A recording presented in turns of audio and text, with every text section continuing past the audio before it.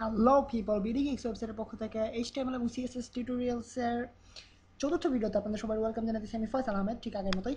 So last tutorial আমরা দেখেছিলাম কীভাবে টেক্সট প্রিন্ট আউট করতে হয় ব্রাউজারে। আমরা এখন শিখতেছি কীভাবে ব্রাউজারের ভিতরে আমরা কন্টেন্টগুলো ইউজ করতে পারি, বডি ট্যাগের ভিতরে এইচটিএমএল-এর। সো আজকে আমরা শিখবো আরও কিছু এক্সট্রা জিনিস, এবং আমি আজকে আগের কিছু জিনিস যেগুলো আমি বলেছি সেগুলোকে মিথ্যা প্রমাণিত করবো। আগে আপনাদেরকে মিথ্যা কথা বলছি, সেজন্য আমি আসলেই সরি, খুবই সরি, এবং ভুল বলছি সেজন্য আমি খুবই সরি। সো দেখা যাক কী কী ভুল বলছি এবং কী কী মিথ্যা কথা বলছি, এবং আজকে টিউটোরিয়ালে কী কী শিখতে পারি আমরা।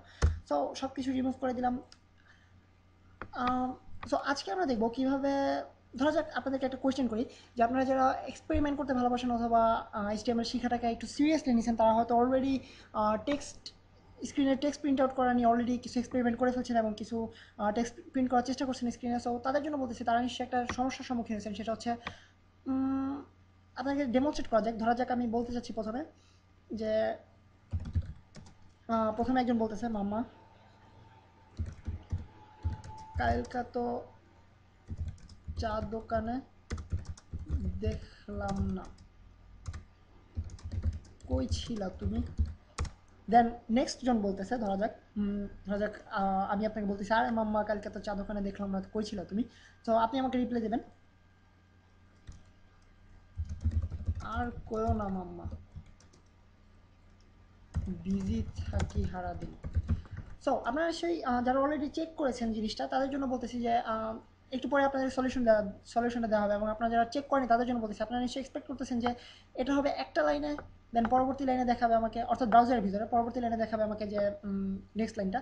সো আমরা সেভ করে দেখি আপনাদের ধারণাটা ভুল প্রমাণিত করার জন্য আর একটা সেকেন্ড ওয়েট করতে হবে। সো আপনারা দেখতে পাচ্ছেন একই লাইনে লেখা দুটো চলে আসছে, without any gap.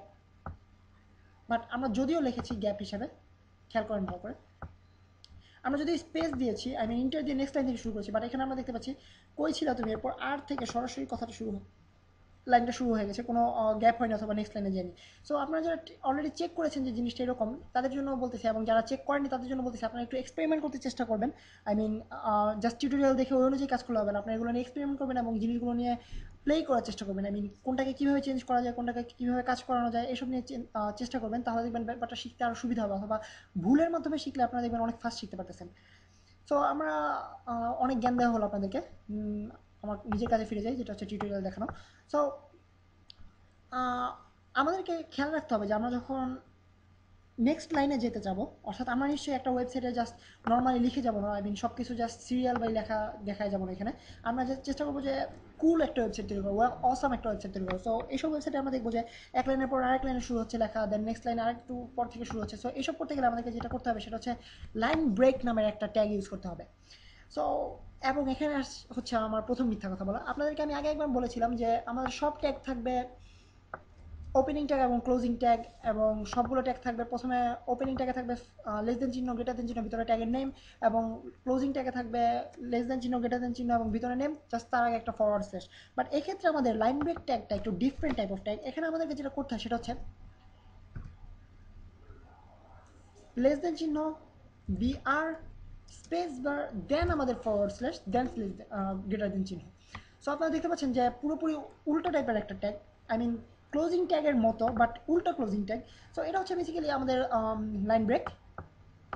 So HTML programming language জিনিসটা হচ্ছে একটু, এটাকে টেকনিক্যালি সম্ভবত বলা হয় wide space insensitive programming language. আমরা যখন স্পেস বার দিব অথবা ইন্টার ইউজ করব, বাট তখন ব্রাউজার যখন এই প্রোগ্রামিং কোডটা রিড করবে, তখন এটা এখানে এসে এই জিনিসটা ইগনোর করে যাবে। আমরা যে একটি স্পেস ইউজ করেছি অথবা ইন্টার ইউজ করেছি, এটা ইগনোর করে যাবে টোটালি ব্রাউজার।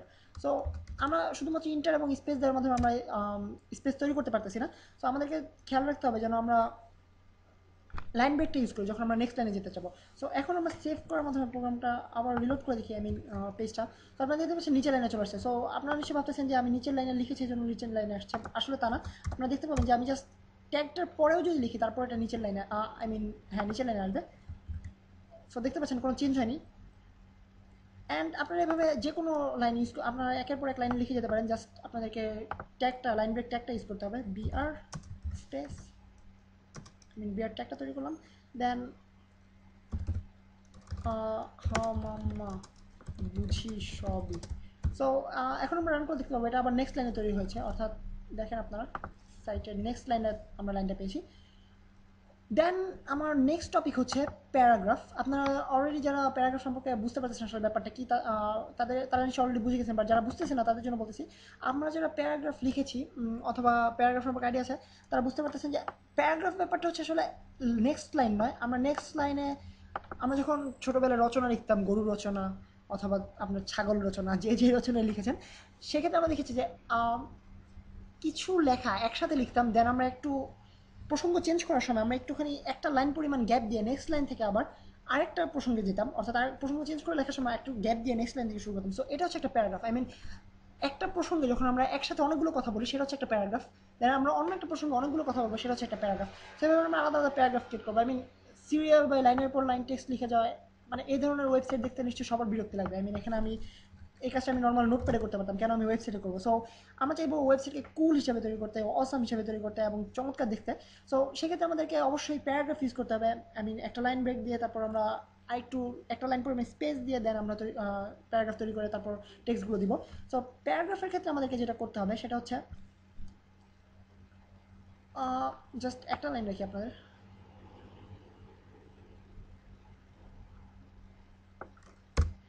প্যারাগ্রাফের ট্যাগটা হচ্ছে বেসিক্যালি